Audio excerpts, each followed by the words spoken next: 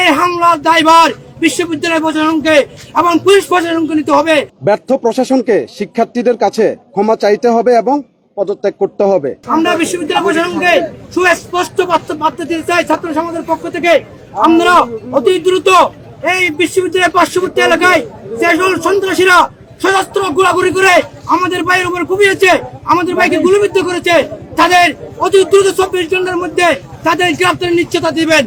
আর বিশ্ববিদ্যালয়ের কোন শিক্ষার্থীর উপর আর কোন হামলা হয়, এই হামলার দায়ভার বিশ্ববিদ্যালয় প্রশাসনকে এবং পুলিশ প্রশাসনকে নিতে হবে, সরকারকে নিতে হবে। সরকার এখানে আমাদেরকে নিরাপত্তা দিতে ব্যর্থ, বিশ্ববিদ্যালয় প্রশাসন নিরাপত্তা দিতে ব্যর্থ। এই অথর্ব অবদাক্ত পক্তরিয়াল বডির এই পক্ষের আমরা আজকে এই সংবাদ সম্মেলন থেকে পদত্যাগ দাবি করতেছি এবং প্রশাসন তারা ব্যর্থ, এই ব্যর্থ প্রশাসনকে দিয়ে চট্টগ্রাম বিশ্ববিদ্যালয় নিরাপত্তা নিশ্চিত হবে না। এই পুলিশ প্রশাসনের কোনো জায়গায় আমরা পাই নাই। আজকে 24 ঘন্টা অতিক্রম হয়ে গেছে, কোন পুলিশ প্রশাসনের কোন উদ্বোধন কর্মকর্তা এখানে আসে নাই। এখন উদ্ভিদ পরিস্থিতি সামাল দেওয়ার জন্য এরা কোনো পদক্ষেপ গ্রহণ করে নাই। পুলিশ প্রশাসনের ভূমিকা প্রশ্নবিদ্ধ।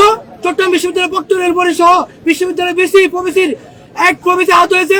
আমরা আমার মাহাতো আমরা এর তীব্র নিন্দা প্রতিবাদ জানাই। বাকি যে প্রভিসি উনি কোথায় ছিল, যে প্রভিসি যে বিসি যে পক্তর বিশ্ববিদ্যালয়ের শিক্ষার্থীদের পাশে দাঁড়াতে পারে না, এই বিসি প্রভিসি পক্তর কিভাবে বিশ্ববিদ্যালয় শান্তি শৃঙ্খলা নিশ্চিত করবে?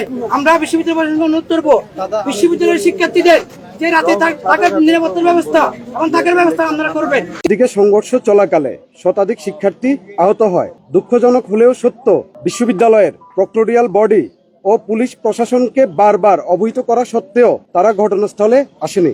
রাত 2টার পর সেনাবাহিনী প্রবেশ করলে পরিস্থিতি কিছুটা নিয়ন্ত্রণে আসে। তবে এখানেই শেষ হয়নি। সকাল 10টার দিকে পুনরায় স্থানীয় সন্ত্রাসীরা পুনরায় আবার হামলা চালায়।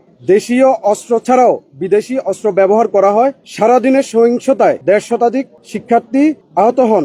প্রশাসন তখনও নীরব ভূমিকা পালন করে। আমরা সুস্পষ্টভাবে জানাচ্ছি, এই নারকীয় হামলায় জড়িত সন্ত্রাসীদের অবিলম্বে আইনের আওতায় এনে দৃষ্টান্তমূলক শাস্তি দিতে হবে। ব্যর্থ প্রশাসনকে শিক্ষার্থীদের কাছে ক্ষমা চাইতে হবে এবং পদত্যাগ করতে হবে। ভবিষ্যতে এমন ঘটনার পুনরাবৃত্তি রোধে শিক্ষার্থীদের নিরাপত্তা নিশ্চিত করতে হবে। চট্টগ্রাম বিশ্ববিদ্যালয় ছাত্রদল দৃঢ়ভাবে ঘোষণা করছে, আমরা আর কোনো শিক্ষার্থীদের রক্ত ঝরতে দেব না।